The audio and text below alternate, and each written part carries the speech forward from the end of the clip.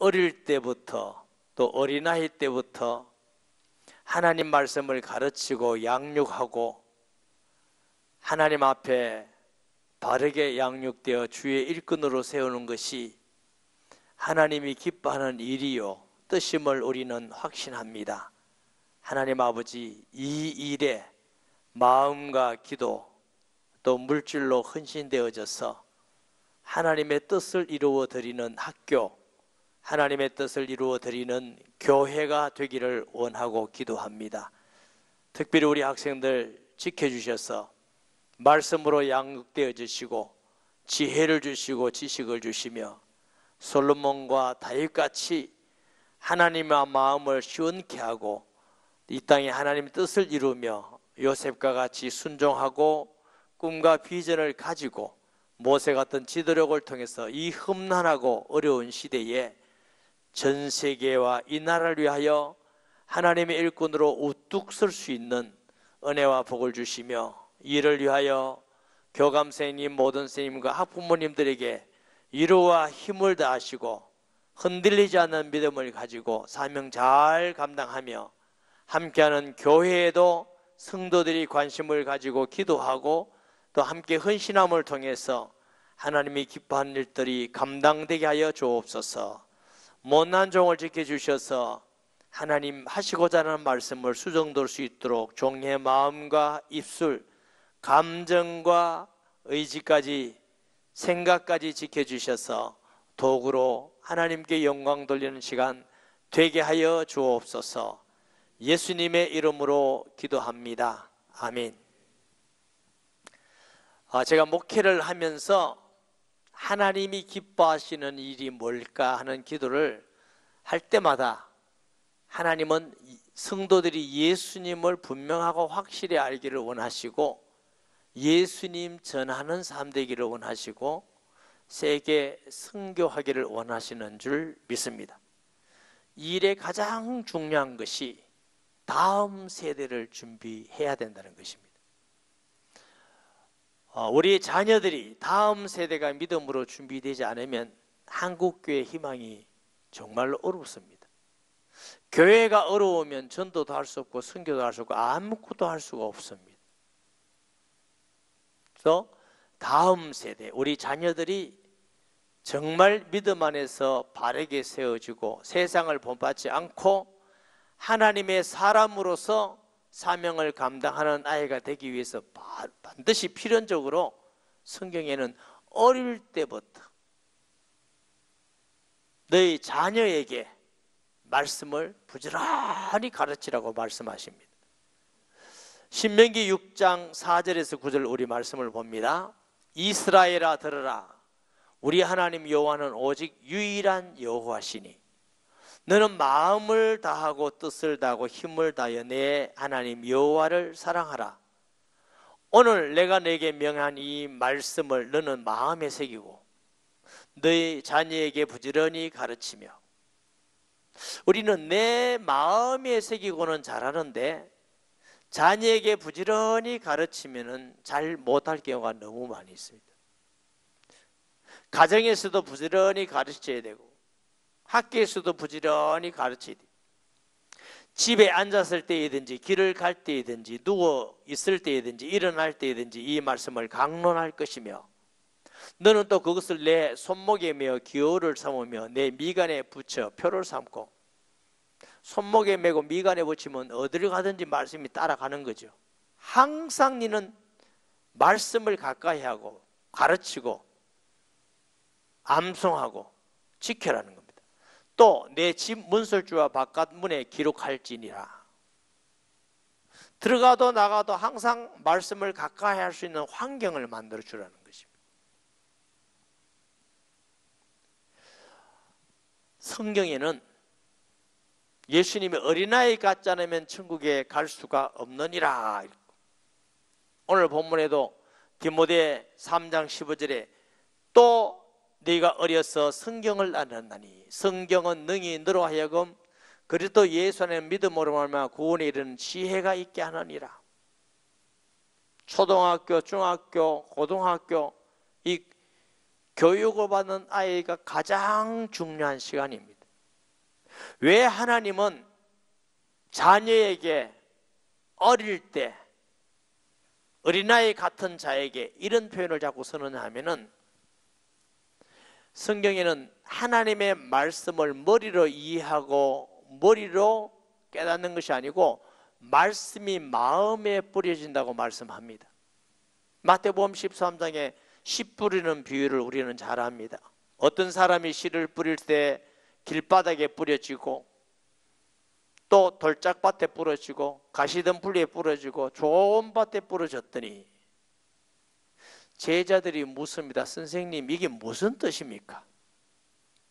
조용히 있을 때 제자들이 길바닥에 뿌려졌다는 씨는 마음이 닫힌 상태다. 그 뿌려진 씨앗이 새가 와서 먹는 것은 마귀가 그것을 낚아채가는 거다. 돌짝밭에 뿌려졌다는 것은 금방 싹이 나지만은 햇빛이 나면은 말라서 열매를 거두지 못하는 거다. 가시덤불에 뿌려졌다는 것은, 여러분 보셨어요? 가시덤불 밑에 씨앗이 뿌려지면 싹이 나는데 힘이 없어요. 삐쭈가 나서 열매를 못 거둬요.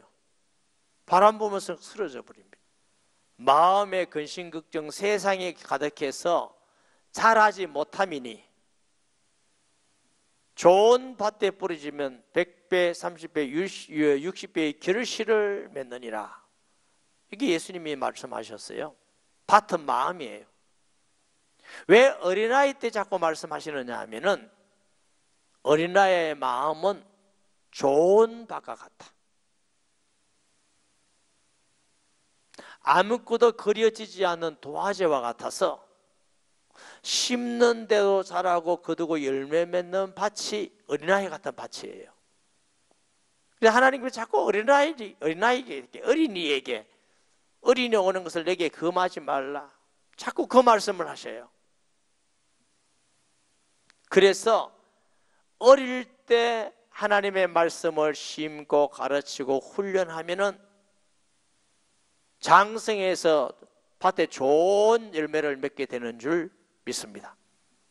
사람이 살아가면서 거짓말도 배우고 악한 것도 배우고 불순종도 배우고 세상 것도 접하게 되고 상처도 있고 이래 되면은 그 밭이 어떻게 되느냐면 가라지가 먼저 뿌려져. 가라지가. 그리고 상처를 받게 되면 돌짝밭에 같이 굳어져. 아픔이 있게 되고,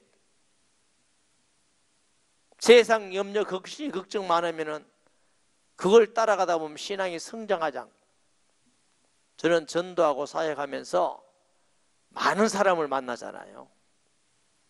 어떤 사람은 좋은 밭과 같아서 처음 교회에 다가온 예수 믿는데도 어쩌면 이럴까 하듯이 복음을 쏙쏙 받아들여요. 금방 응답받고 금방 하나님의 역사를 보고, 우리에게 그런 성도들이 많아요.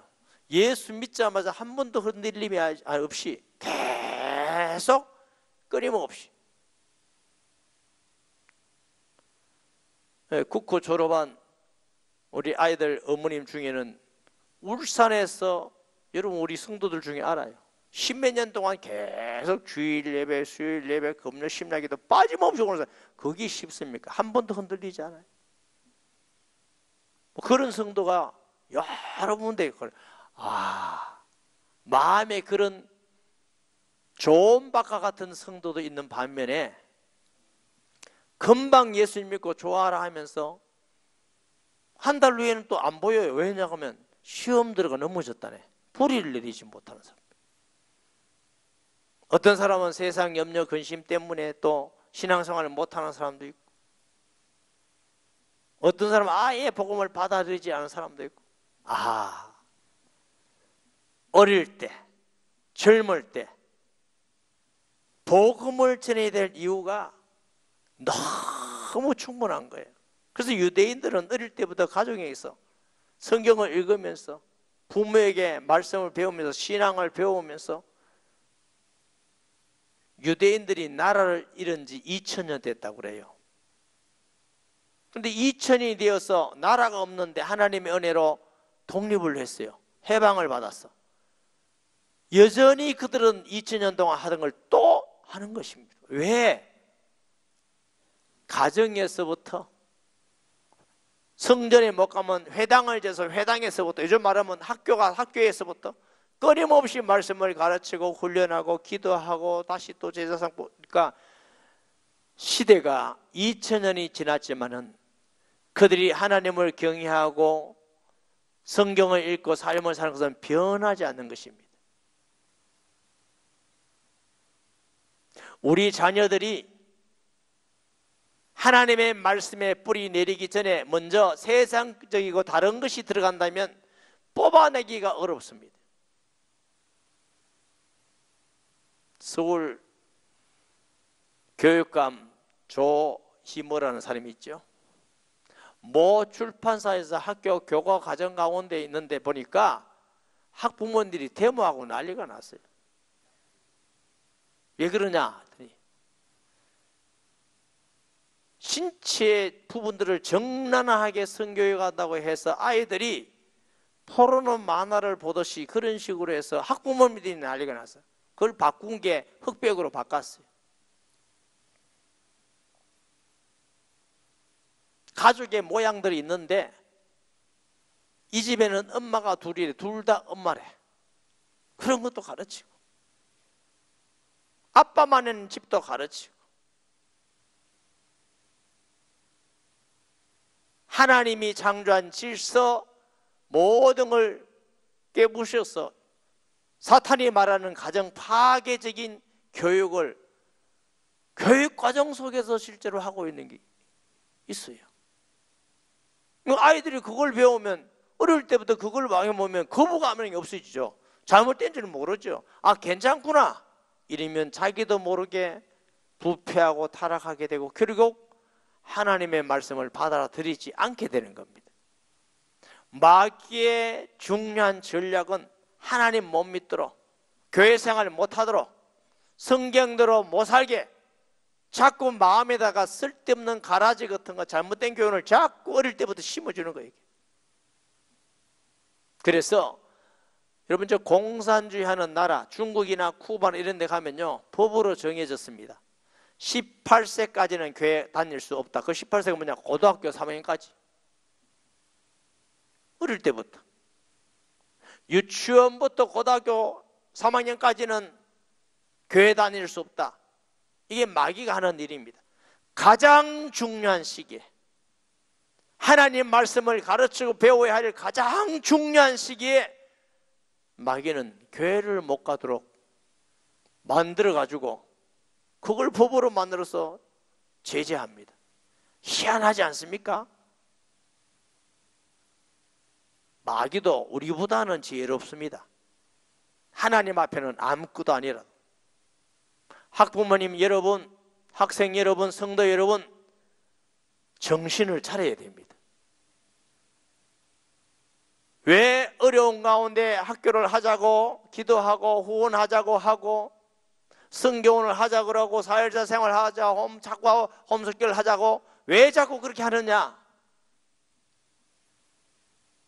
복된 마음, 아무것도 숨기주지 않는 깨끗한 마음에 먼저 우리 아이들에게 하나님 말씀을 심어놔야 하나님 앞에 바른 열매 맺는 좋은 나무가 되기 때문에 그런 줄 믿습니다. 일반 사회 가면 지라로를 가르치지 않습니까? 중학교 가면 헷갈리고 고등학교 가면 이제는 자꾸 그걸 더 열심히 배우다 보면 이제는 성경을 안 믿고 갈등하기 시작합니다. 교회 학교 다닐 때에 주일학교 초등학교 다닐 때 예수님을 진짜로 영접해서 예수님이 계시면 그런 갈등 가운데 자꾸 연구하다 보면 더 믿음에 갈 수 있는데 그냥 교회만 왔다 갔다 하면 그때부터 이제 자꾸만 세상 말을 듣고 세상으로 나가서 대학을 가면 교회를 떠나게 되는 것입니다. 나도 다 교회 다녀보고 안다 이랬어. 그때의 부모님이 기도하고 잡아도 어렵습니다. 늦습니다. 교회가 돌아오라고 해도 돌아오지 않습니다. 하나님이 기회 주시는 유치원 때부터 초등학교 6학년까지가 제일 중요하고, 그래서 3살, 4살에서 14살까지 그걸 사일사라고 그럽니다. 사일사. 조금 더 가면 이제 중학교만 해도 좀 어렵습니다. 고등학교는 더 어렵습니다. 그러니까 믿음 안에서 살아서 중학교, 고등학교 하면 믿음이 자꾸 더 성장합니다. 믿음 바깥에서 성장하면 머리가 닿고, 대학은 말 안 듣습니다. 청년 때 말 안 듣습니다. 제가 전도해 보면요, 가장 전도하는데 복음을 잘 받아들이는 나이가 아주 어린아이 때, 초등학교 저학년까지.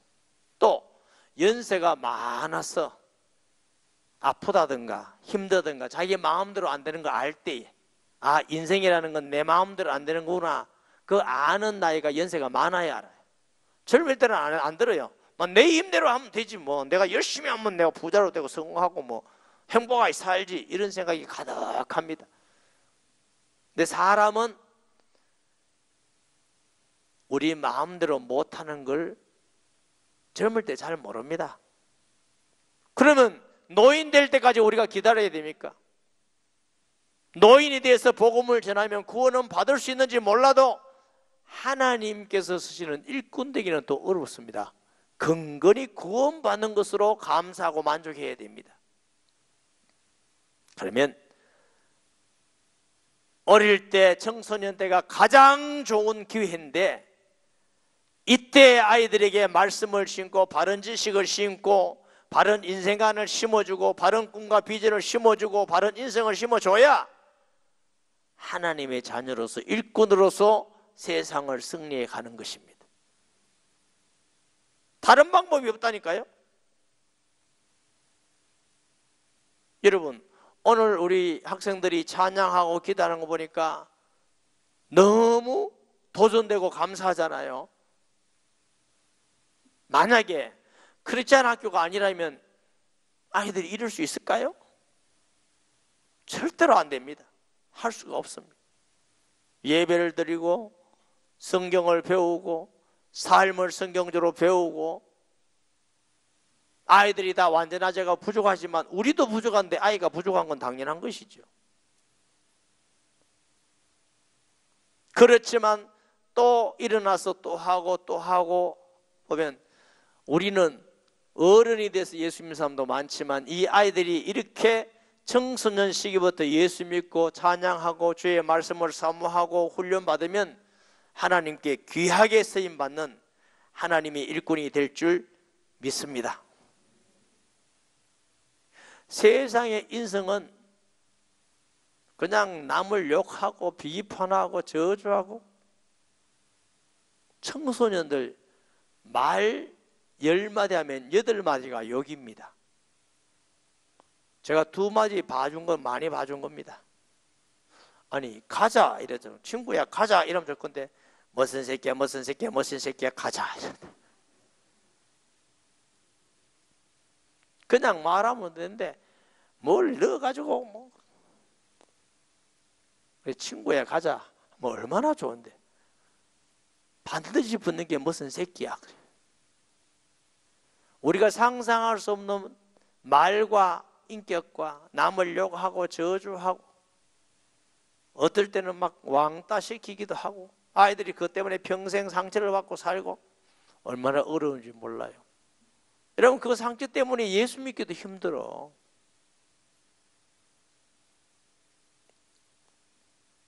꿈과 비전도 세상적인 거, 성공해야 된다. 여러분, 기독교인은 성공이 목적이 아닙니다.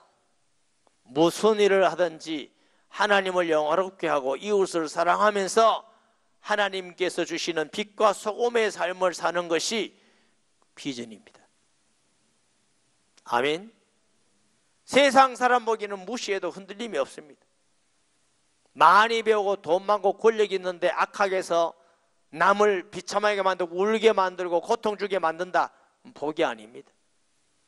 내가 비록 부족하지만 나 때문에 하나님의 영광을 받으시고, 나 때문에 사람들이 기뻐하고 이웃이 힘을 얻고 위로받고 나 때문에 구원받는 사람이 많이 생긴다면 하나님 볼 때는 가장 축복된 일꾼입니다.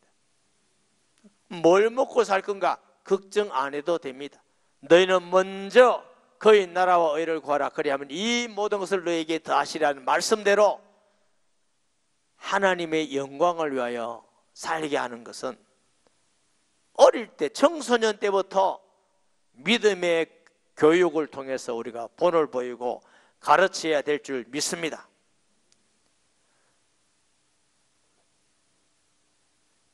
세상의 삶의 방식이 거짓과 제사와 타락과 쾌락과 절비합니다. 요즘 뭐 핸드폰 다 있잖아요. 인터넷 있고 부모님들이 막을 수가 없습니다. 그 마음속에 믿음이 생기고 하나님 말씀으로 뿌리 내려야만 세상을 이겨나가지 육신의 유혹은 영적인 것보다 훨씬 강합니다. 또 청소년 시기에는 얼마나 유혹을 받기 쉬운 시대입니까? 막을 길이 없습니다. 무슨 애를 개같이 목다리에 매고 집에 묶어놓을 겁니까? 그 마음속에 하나님의 말씀을 심어지고 믿음 안에서 자라게 해야만 세상을 이기게 되는 줄 믿습니다. 잠언 22장 6절 말씀 봅니다. 마땅히 행할 일을 아이에게 가르치라. 그리하면 늙어도 그것을 떠나지 아니하리라. 교회 학교도 매우 중요합니다. 주일날 선데이 스쿨. 그런데 그것만 가지고는 항상 부족합니다. 주일날 잠깐 예배드리고 말씀 배우는 거, 선생님 만나고 친구 만나고 일주일 동안은 불신자를 만나는데 불신자 스님에게 듣는데 그러면 누구에게 영향을 받겠습니까? 엿새 동안 불신자 스님 만나고 불신자 친구 만나고 불신 가치관을 배우는데도 믿음을 지켜서 어른 때도 믿는다. 은혜입니다. 그게 기적입니다. 기적.